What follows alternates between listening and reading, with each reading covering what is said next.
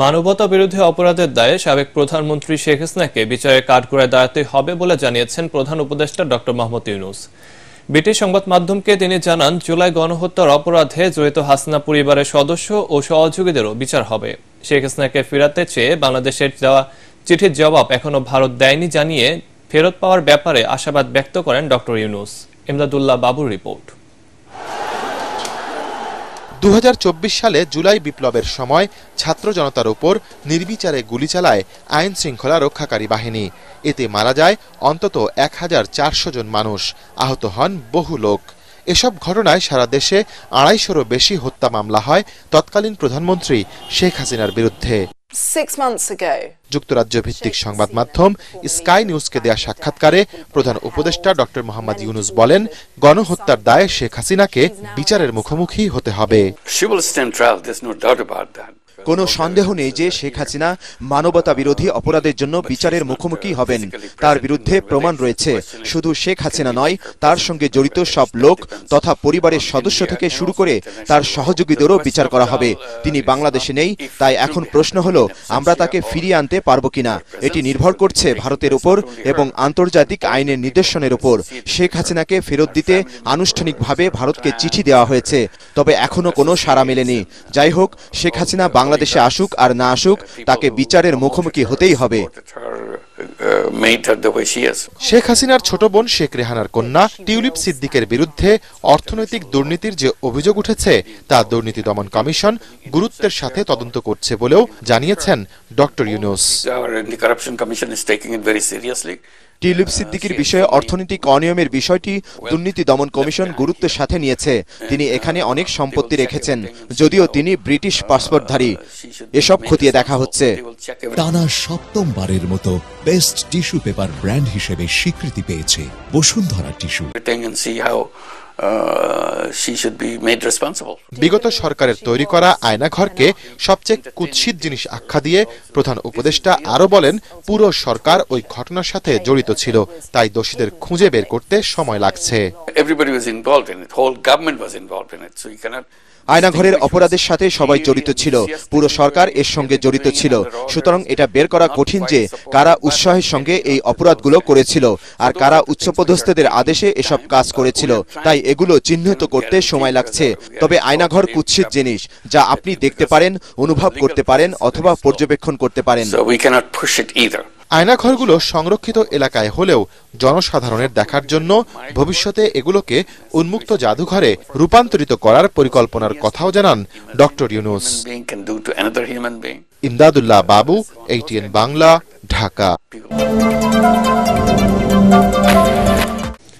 অন্তর্বর্তী সরকারে শিক্ষা উপদেষ্টা হিসেবে বুধবার শপথ নিয়েছেন ঢাকা বিশ্ববিদ্যালয়ের সাবেক অধ্যাপক CR আবরার। দায়িত্ব নিয়ে শিক্ষা ব্যবস্থায় শৃঙ্খলা ফেরানো সবচেয়ে বড় চ্যালেঞ্জ বলে মন্তব্য করেন তিনি। অধ্যাপক CR আবরার বলেন, বাংলাদেশের শিক্ষা পদ্ধতিকে বিশ্বমানে উন্নীত করতে সব ধরনের উদ্যোগ নেওয়া হবে। নিষ্ঠার সাথে দায়িত্ব পালনের অঙ্গীকারও করেন তিনি। আর বিদায়ী শিক্ষা উপদেষ্টা বলেন, শিক্ষা প্রতিষ্ঠানে লেখাপড়ায় মনোযোগ নেই, চলছে ম্যানেজিং কমিটি দখলের প্রতিযোগিতা। 10 মার্চের মধ্যে সব বই দেওয়া সম্ভব হবে বলেও জানান তিনি। রিপোর্টে জানাচ্ছেন মাহবুব কবির চপল। 7 মাসের মধ্যে বদল করা হলো শিক্ষা উপদেষ্টাকে। এক অধ্যাপক বিদায় নিলেন, দায়িত্ব নিলেন আরেক অধ্যাপক। অভিবাসী ও আন্তর্জাতিক সম্পর্ক নিয়ে কাজ করা ঢাকা বিশ্ববিদ্যালয়ের অবসরপ্রাপ্ত অধ্যাপক চৌধুরী রফিকুল আবরার বা CR আবরারকে দায়িত্ব দেওয়া হয়েছে শিক্ষা মন্ত্রণালয়ের। দায়িত্বটা অপ্রত্যাশিত হলেও পালন করতে চান সততার সাথে। মাননীয় প্রধান উপদেষ্টা আমাকে ডেকে পাঠালেন দিন 4-5 আগে।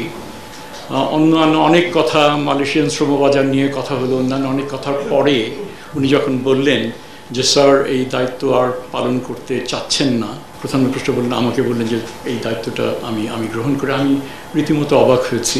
অর্থনীতিবিদ ওয়াহিদউদ্দিন মাহমুদকে শিক্ষা মন্ত্রণালয়ের দায়িত্ব দেওয়া হয়েছিল। তিনি স্বীকার করেছেন শিক্ষা খাতের বিশৃঙ্খলা ঠেকাতে পারেননি। নতি স্বীকার করতে হয়েছে রাজনৈতিক চাপের কাছে।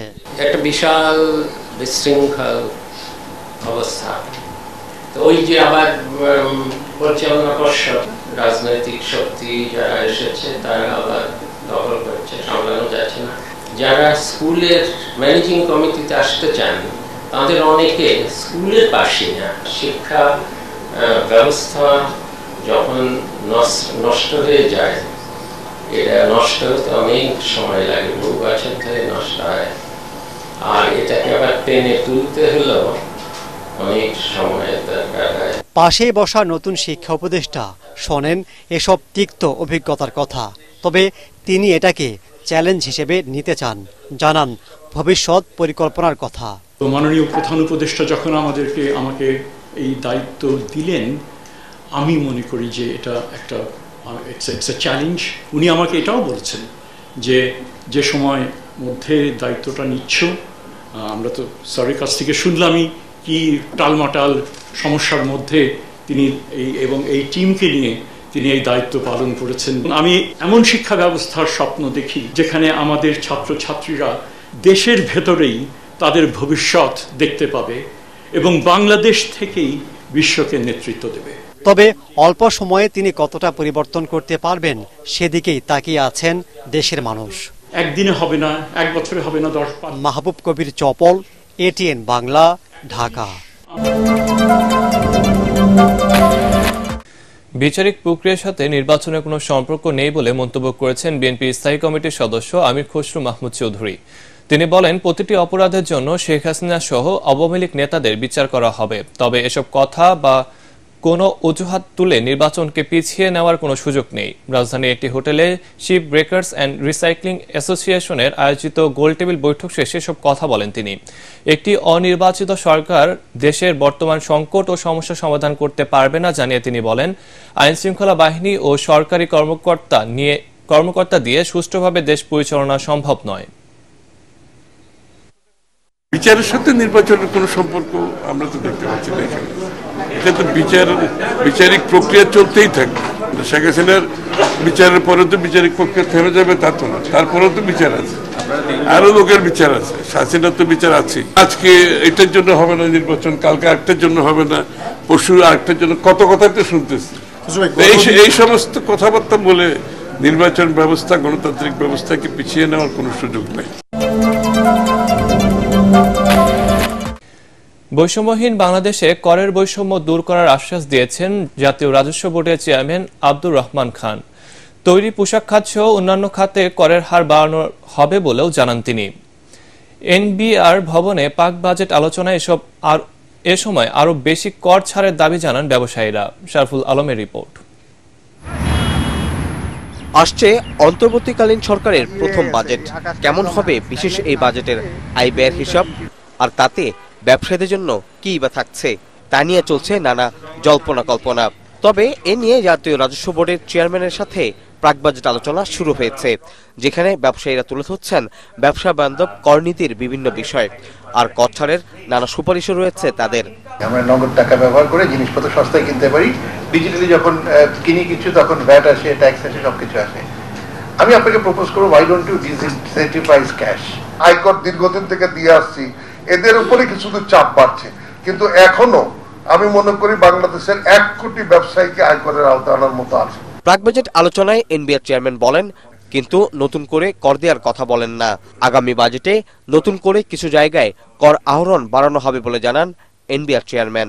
ট্যাক্স ছেড়ে দিলেই এর বেনিফিটটা ভোক্তাদের কাছে সরাসরি গড়ায় না, এর একটা বড় অংশ আবার বিজনেস পিপলদের হাতে থেকে যায়। এই একটা ওয়াইড স্প্রেড কমপ্লেন কিন্তু আছে, যদি এটা হওয়া উচিত। আপনাদের চোখগুলোকেও আমাদের এনবিআর এর চোখ হিসেবে কাজে লাগাইতে হবে। যাদের অ্যাবিলিটি আছে প্রত্যেককে কিছু না কিছু কন্ট্রিবিউট করা উচিত। কেবলমাত্র আমাদের এক্সিস্টিং ট্যাক্স পেয়ারদেরকে আমরা কন্টিনিউয়াসলি চাপ দিব, আর যারা দিচ্ছে না তারা সারা জীবনই না দেওয়ার মধ্যে থাকবে। এই বৈষম্য বেশি দিন চলতে দেওয়া যায় না এবং এর কারণে দেশ ক্ষতিগ্রস্ত হচ্ছে। এনবিআর চেয়ারম্যান জানান, ফেব্রুয়ারি মাসে নতুন করে 28,000 ভ্যাট নিবন্ধন করা হয়েছে। শারফুল আলম, এটিএন বাংলা, ঢাকা।